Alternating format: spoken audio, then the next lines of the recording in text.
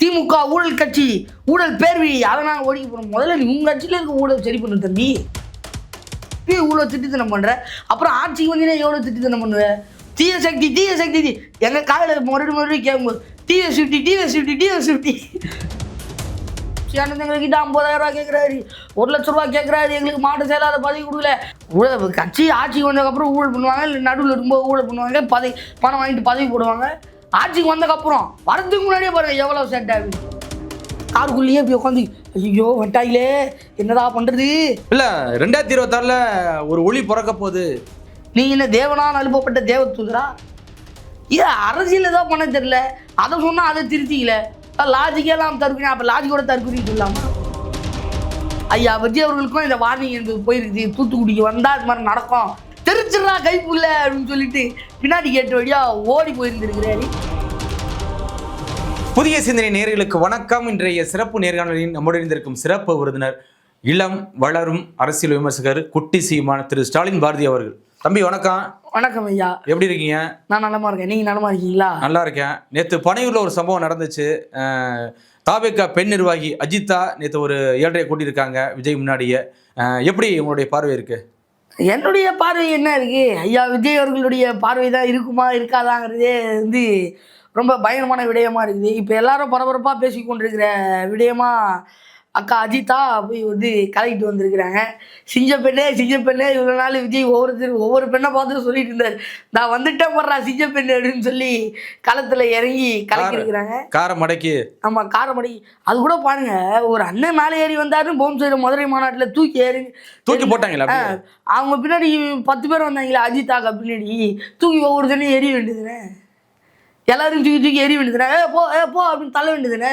அவங்க காரை முடிச்சா நிறுத்து அப்படின்னா இவரு பொறுமையாக தள்ளிக்கிட்டே போறாரு. தள்ளிக்கிட்டே அப்படியே இந்த உருட்டிகிட்டே போகுதுன்னு சொல்லுவாங்கல்ல, உருட்டிகிட்டே போறாரு காரு.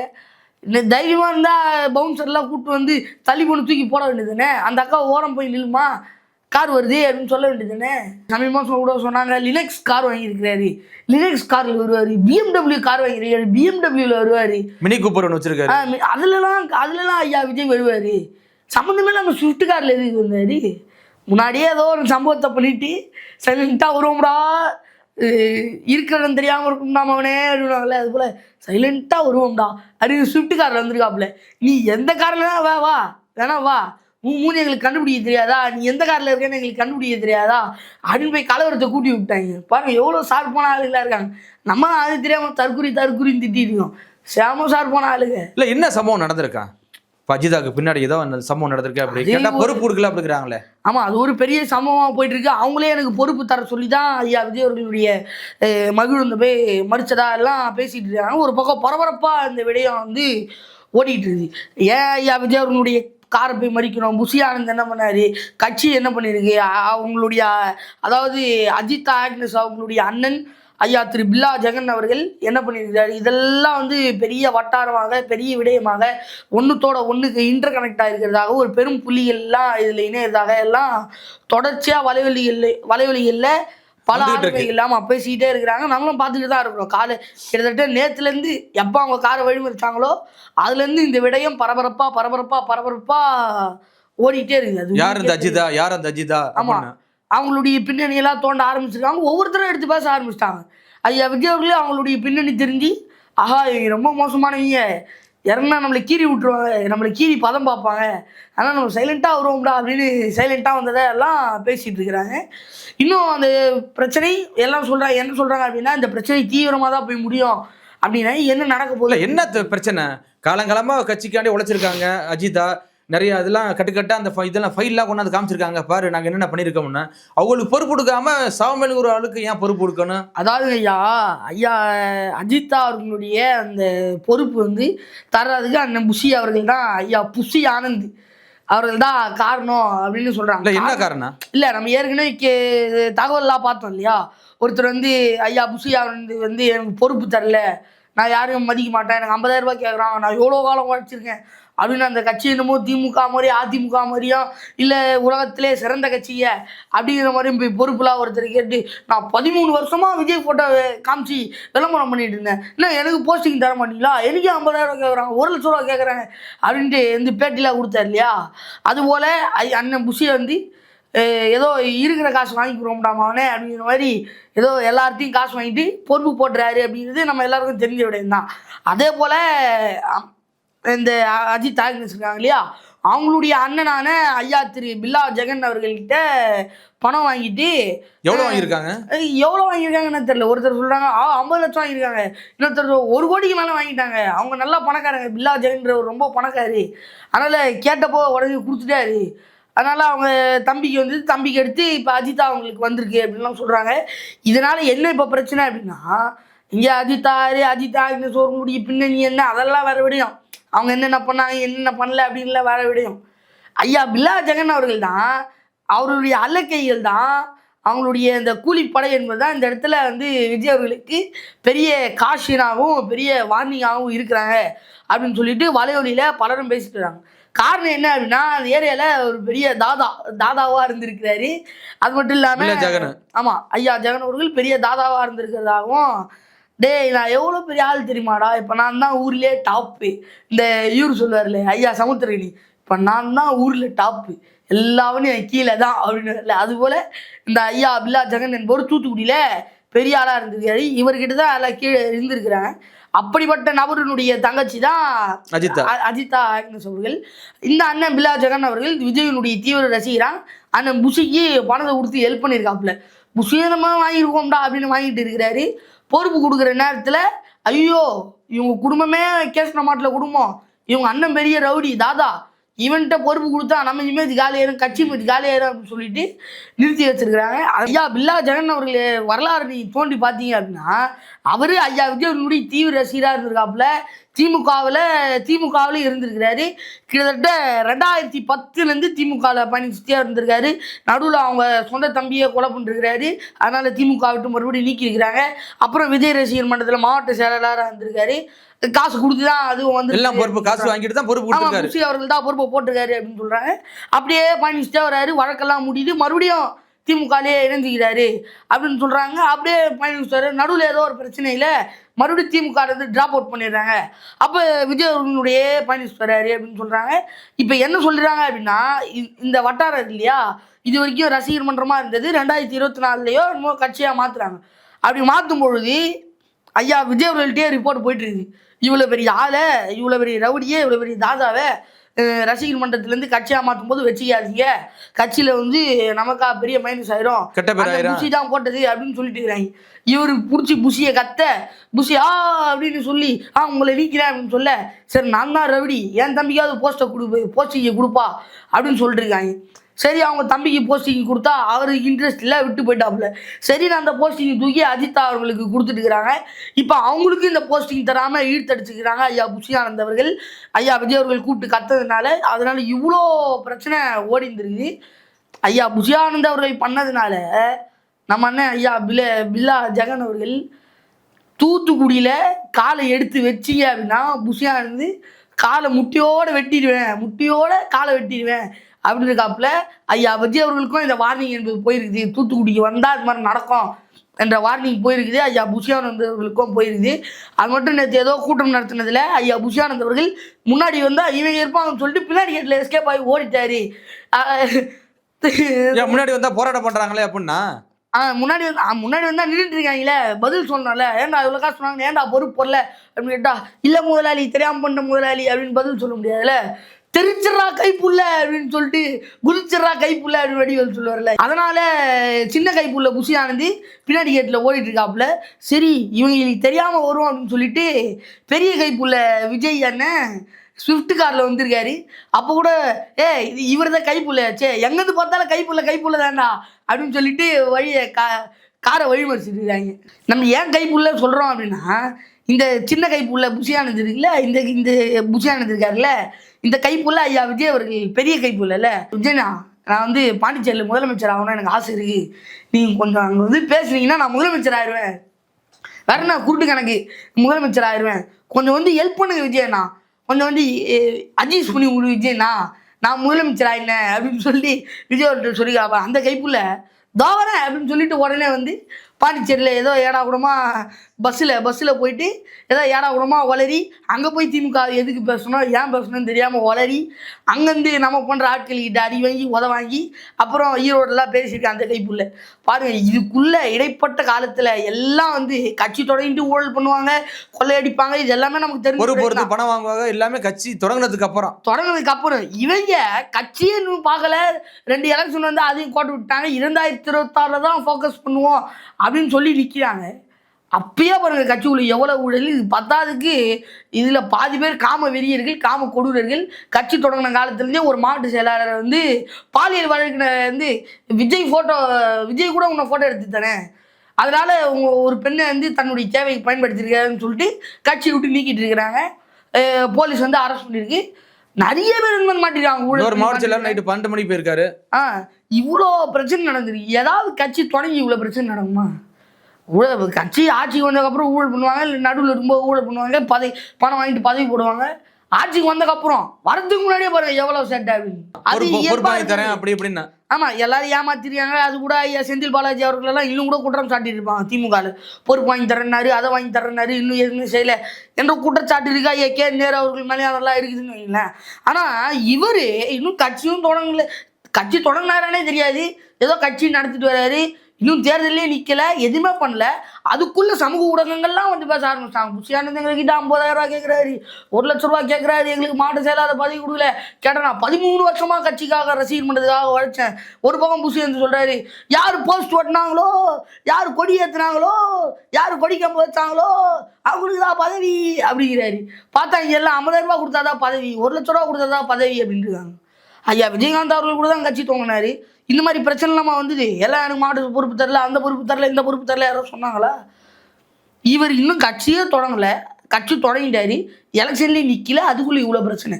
இதில் இவர் வந்து சொல்கிறாரு, ஊழலை ஒழிக்க போகிறேன், ஊழலை ஒழிக்க போகிறேன். ஊழல் பண்ணுறது யாரு? திமுக ஊழல் கட்சி, ஊழல் பேர்வழி, அதை நாங்கள் ஒழிக்க போகிறோம். முதல்ல உங்கள் கட்சியில் இருக்க ஊழல் சரி பண்ணு தம்பி. அது தெரிஞ்சு தானே மறைமுகமாக ஸ்விஃப்ட் காரில் வர இப்பயே இவ்வளோ திட்டுத்தனம் பண்ணுற, அப்புறம் ஆட்சிக்கு வந்தீங்கன்னா எவ்வளோ திட்டுத்தனம் பண்ணுவேன். இதில் இவர் சொல்கிறாரு, பரிசுத்த ஆவிக்கும் அசுத்த ஆவிக்கும் தான் போட்டியே. டிவிக்கே ஒரு தூய சக்தி, அதாவது திமுக விமர்சிக்கிறார். திமுக ஒரு தீய சக்தி அப்படிங்கிறார். சரி, தீய சக்தின்னு சொல்லிட்டல, புரியுது. தீய சக்தி தீய சக்தி எங்கள் காலையில் மறுபடியும் கேட்கும்போது டிவிஎஸ் 50 வண்டி இருக்குல்ல, 56 அவன் மெரிச்சு இப்படி ஸ்டார்ட் பண்ணுவாங்க. தீய சக்தி டிவிஎஸ் 50 கேட்குது, புரியுதுங்களா? அப்புறம் சொல்கிறாரு, இது எல்லாம் பண்ணு, இதெல்லாம் அப்படிங்கிறது, இது ஸ்டெல்லா அப்படிங்கிற. யார் ஸ்டெல்லா? ஏற்கனவே திருசாங்கிற மாதிரி ஸ்டெல்லான்னு யாரையும் வச்சிருக்காரு சொல்றீங்க. ஸ்டெல்லா அப்படிங்கிற யார்? ஸ்டெல்லா என்னன்னு தெரியல. இல்லை அது மாதிரிலாம் பேசிட்டு இருக்காப்புல. இதெல்லாம் சொன்னீங்களே சேர்த்தீங்களா? அது ஜெயலலிதா அம்மையார காப்பி வசனம், அதே நீ காப்பி அடிச்சிருக்கா சொல்லணும். அதையே ஒழுங்கா பேசினா கூட பரவாயில்ல. சரி, இந்த அஜித் ஒரு படத்தில் சொல்லுவார், டேய் திருடுறதே தப்பில்லாமல் தப்பு செய்யண்டா அப்படின்னு. இல்லை சரி, வசனம் காப்பி அடிச்சுன்னு தெரியாமல் காப்பி அடிறா அப்படின்னு ஒழுங்காக பேசினா கூட பரவாயில்ல. இது ஸ்டெல்லா சொன்னீங்களே, செஞ்சீங்களா அப்படின்னா என்ன அர்த்தம்? ஸ்டெல்லா யார்? அப்போ யார் ஸ்டெல்லா? அதான் தெரியல. இது ஸ்டெல்லா சொன்னீங்களே, செஞ்சீங்களா? திமுக கேட்கறாங்க, இதெல்லாம் சொன்னீங்களே செஞ்சீங்களான்னு கேட்குறாரா? இதெல்லாம் சொன்னீங்களே செஞ்சீங்களா? ஆமாம், இது ஸ்டெல்லா சொன்னீங்களே செஞ்சீங்களா? அப்புறம் அவங்க பேசிகிட்டே இருக்காப்புல, இதெல்லாம் சொன்னா என்ன ஆச்சு அப்படின்னு தெரியல, ஸ்கிரிப்ட் மறந்துச்சு போடுது. இதெல்லாம் சொன்னால் இதெல்லாம் தூக்கிட்டு வந்துடுவாங்க. எதை தூக்கிட்டு வருவாங்க? பஸ்ஸை தூக்கிட்டு வருவாங்களா, லாரியை தூக்கிட்டு வருவாங்களா, இல்லை நீ பார்த்து படிக்கிற ஸ்கிரிப்ட் தூக்கிட்டு வருவாங்களா? இன்னொன்று ஒரு இன்ஸ்டாகிராம் ரீல்ஸ் வருது. இதுக்கு முன்னாடி இவர் பாண்டிச்சேரியில் பேசினாங்களே, அந்த பவுன்சர் 2 பேரும் முட்டி போட்டுட்டு இருக்காங்க. அப்படியே ட்ரோன் வருது வந்து இவர் இது மேலே நிற்கிது. இவர் இப்படி பார்த்து படிச்சுட்டு இருக்காரு. ஒரு இதில் கர்த்தரையே நீ பாடு ஒருத்தர் பாடினார் பார்த்தீங்களா, அந்த பாட்டு போட்டு ட்ரோல் பண்ணிருக்கேன். இவங்க 2 பேரும் முட்டி போட்டு நிற்கிறாங்க. ஆண்டவரே கர்த்தரையே நீ பாடு, கீழே எல்லாம் கத்துறாங்க அடிக்கிறாங்க. அந்த அளவுக்கு ட்ரோல் பண்ணிட்டு இருக்காங்க போட்டு. அதாவது அவருக்கு முதல்ல அவருக்கு பேசவே தெரியல.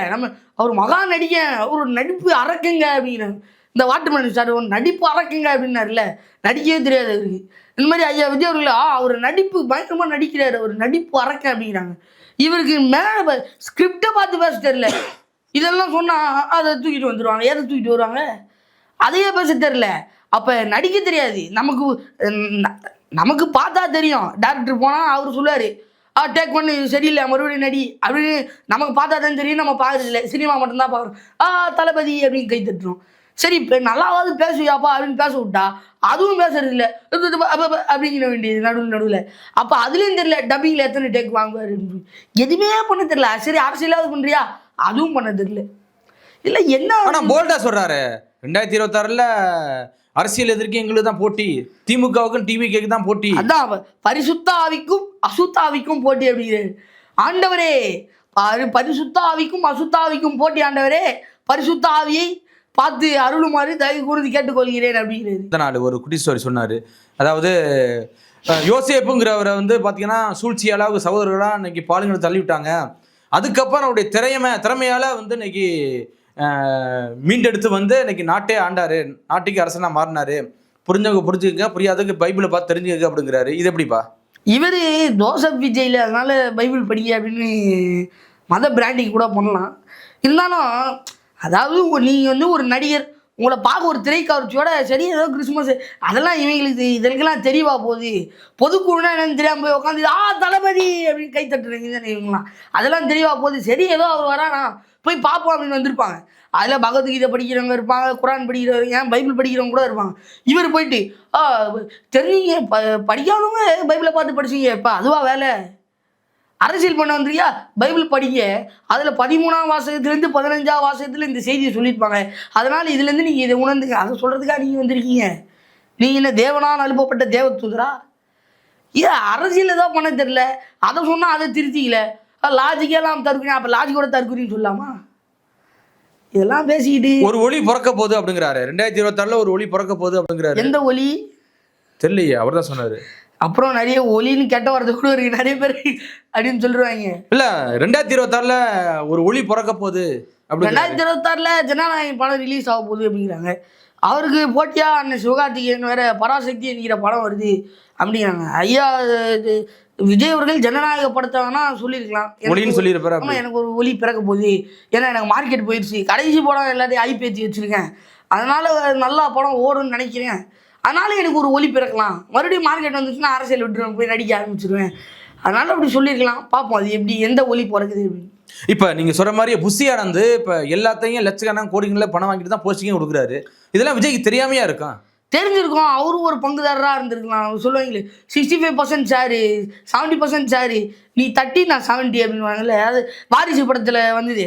ஐயா விஜய் அவர்கள் அண்ணன் தம்பி எல்லாம் பிரிஞ்சு போயிட்டு 40-30 எஸ்ஏ சொல்லி அங்கேருந்து 70 அப்படின்னு ஒத்துக்க முடியாது, 70-30 நான் ஒத்துக்கிறேன் அப்படின்னு வரல. அந்த மாதிரி ஐயா விஜய் அவர்கள் சொல்லியிருக்கலாம், புஷி நீ 30 நான் 70 ஓகேவா அப்படின்றலாம். இல்லை விஜய்னா நீ 30 எடுத்துனா நான் 70 எடுத்துருண்ணா அப்படின்னு ஐயா புஷி அவர்கள் கூட சொல்லிக்கலாம், வாய்ப்பு இருக்குது. ஐயா இங்கே தாவேக்கா அப்படிங்கிறாங்க, ஊடகவியலாளர்களாக போற்றி புகழ்றாங்க, ஃபெலிக்ஸ் ஜெரால்டு போன்ற நபர்கள்லாம் ஆஹா ஓ அப்படின்னு. ஆனால் அங்கே கீழே அடித்தட்டுலேருந்து ஊழல் இருக்குது அப்படின்னு சொல்கிறாங்க. ஏன்னா அங்கே இருக்கக்கூடிய மாவட்ட செயலாளர் 50,000 கொடுறா, 1 லட்சம் கொடுறா அப்படின்னு போஸ்டிங்க்கு. ஆமாம் போஸ்டிங்க்கு. மேலே இருக்க புஷியானது என்ன பண்ணுவார், 50 கொடு 1 கோடி கொடு அப்படின்னு கேட்க முடியாதா என்ன? அப்படி கேட்டு தான் பயந்து அப்படி நிறைய செயல் பண்ணியிருக்கிறதா ஐயா புஷியானந்த் அவர்கள் குற்றச்சாட்டுறாங்க. நேற்று கூட ஐயா விஜய் அவர்கள் காருக்குள்ளேயே அப்படி உட்காந்து ஐயோ வட்டாயிலே என்னடா பண்ணுறது, குதிச்சிட்றா கைப்புள்ள, ஐயோ குதிக்கூட முடியாது, வெளியில் போனால் அசிங்கமாச்சு அப்படின்னு சொல்லிட்டு காருக்குள்ளேயே, அதனால தான் காந்தி தாத்தாக்காக பயந்து காருக்குள்ளேயே உட்காந்துருந்தாரு அப்படின்றாங்க. அதனால தான் நம்ம தைரியமாக வந்து காரை மறிக்கிறாங்க. வாங்கின பணத்துக்கு என்ன கேரண்டி, எனக்கு நீ என்ன பண்ண, நீ சர்வீஸ் பண்ண தானே நான் பணம் கொடுத்தேன், என் பணத்துக்கு நீ என்ன பண்ண அப்படின்னு அந்த அம்மா கேட்க போது அப்படின்னு தான் இவர் உள்ள இப்படி உட்காந்துருந்து. எவ்வளோ பெரிய தலைவர்கள்லாம் கார் டோர் திறந்து இறங்கி வருவாங்க, அவங்களா வருவாங்க வெளியில். என்ன பிரச்சனை, கும்பல் கம்ப்ளைண்ட் என்ன பிரச்சனை, ஏது உதயநிதி வந்திருக்கிறாரு, ஸ்டாலின் வந்திருக்கிறாரு, கலைஞர் வந்திருக்காரு, ஜெயலலிதா வந்திருக்கிறாங்க, எடப்பாடி கூட காரம் அடிச்சு பேசிருக்காங்க, அவரை இறங்கி வந்து பேசிருக்கிறாரு. எவ்வளோ இருக்கு, நீங்க கிளாஸ் இறக்கி கூட கேட்டுக்கலாம், என்ன பிரச்சனை மாமா உள்ள போய் பேசிக்கலாம். டோர் திறக்கணும்னு மேட்டர் இல்லை, கண்ணாடி இறக்கி விட்டா அது இன்னும் ஒரு பட்டன் தானே, அதை இறக்கி விட்டு என்னம்மா இப்படி வாமா அவங்கள மட்டும் கூப்பிட்டு கூட பேசிக்கலாம். பின்னாடி இருந்த இவங்களா நீங்கள் போங்க அப்படின்னு சொல்லிட்டு அந்தம்மா என்னம்மா பிரச்சனை, அப்படியாம்மா வாமா நீங்கள் உள்ளே வாங்க நம்ம பேசுவோம்னு சொல்லிட்டு உள்ளே கூட கூப்பிட்டு பேசிருக்கலாம். எதுக்கு அது ஊடகம் வரைக்கும் போகிற அளவுக்கு பண்ணணும்? உங்கள் கட்சி பிரச்சனைங்கிறது நம்ம ஏற்கனவே சொல்கிறோம் ஐயா விஜய் அவர்கள், நம்ம அவர் லாஜிக்கெல்லாம் தற்குறின்ற பிரச்சனை அவர் பேசணும் முன்னாடி நான் அதுக்கு முன்னாடியே கேட்டேன், ஏன் தற்கூரின்னு உங்கள் தொண்டர்களை சொல்கிறது உங்கள் காதில் விழலையா? அதற்கு நீங்கள் ஒரு சரியான வழி செய்ய மாட்டீங்களா? அப்படி சொல்லாமல் வந்து மாற்றுறதுக்கு வேறு வழி உங்களுக்கு இல்லையா அப்படின்னு நம்ம பல தடவை கேட்டோம். அதுக்கெல்லாம் பதிலே சொல்லலை. அதுக்கு பதில் சொல்லாமல் லாஜிக்காக நம்ம தற்கூரி அப்படின்னு கேட்குற மாதிரி ஆக்கி வச்சிருக்காரு.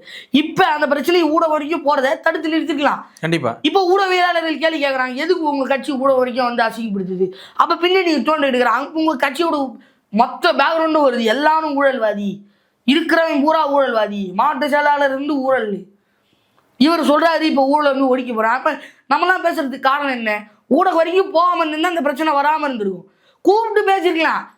ஏங்க நிறைய டிவி கூட போட்டுருவான், விஜயின் மாண்பு அவங்க கட்சிக்காரங்களே எடுத்து போட்டுக்கலாம். ஆமாம், மாண்பு சரியான மாண்புங்க. அது ஒரு பெண் வந்து நிற்கிறாங்க, உடனே கார் கதவை திறந்து பேசுகிறாங்க, ஒரு மாண்பு ஒரு பண்பு அப்படின்னு சொல்லியிருக்கலாம். எதுவுமே இல்லாமல் அவங்க வந்து நிற்பாங்களாம், இப்படின்னு தட்டுவாங்களாம். இவரு உலகம் உருட்டுறா, நீ காரை உருட்டுறா அப்படின்னு டிரைவரில் சொல்லிட்டு இவரு உள்ளே உட்காந்துருக்காரு. இப்ப புஷியானதுக்கு விஜய்க்கும் உயிருக்கு ஆபத்துங்கிறீங்களா? அப்படி ஆமாம் ஐயா, அப்படிதான் சொல்கிறாங்க. அவர் புஷியானது சொல்லிட்டாராம், தூத்துக்குடிகளை கால் எடுத்து வச்சா முட்டியோட காலை வெட்டிடுவேன் அப்படின்ட்டாப்லையா. அதனால் ஐயா புஷி தூத்துக்குடி பக்கம் போதரா. இந்த ஜெயலலிதா சொல்லுவாங்கள்ல செலக்டிவ் அம்னிஷியா அப்படின்வாங்கல்ல, புஷி இப்போ தூத்துக்குடி அம்னிஷியா வந்திருக்கு. தூத்துக்குடினாலே அவருக்கு ஆகாது, அலர்ஜி ஆகிடும். அந்த மாதிரி தூத்துக்குடி போகிறதுக்கு பயந்து உக்காண்டுருக்காப்புல. ஐயா விஜய் அவர்களுக்கும் என்னது தூத்துக்குடி அம்னிஷா வந்துட்டு இருக்கோம்னு நினைக்கிறேன். பார்ப்போம் அது எப்படி ஆகுது.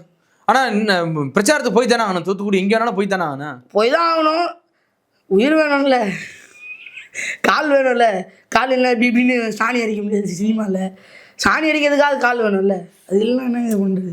அதுவும் முட்டி வேணும். கால் இல்லைனா கூட கால் கூட ரீப்ளேஸ் பண்ணிக்கலாம். நடக்கிறதுக்கு முட்டி வேணும். முட்டி இல்லைனா என்ன பண்ண முடியும்? முட்டி பத்திரம் பாசு அப்படின்னு தான் சொல்ல வேண்டியிருக்கு. அவரு நிற்க போட்டிலாம் என்ன முடியாது பாசு அப்படின்னாருல, முட்டி பத்திரம் பாசு மண்டை பத்திரம் அப்படின்னா முட்டி பத்திரம் பூசியானது அப்படின்னு தான் சொல்ல வேண்டியிருக்கு. அந்த அளவுக்கு பண்ணி வச்சுருக்கேன் சட்டையை.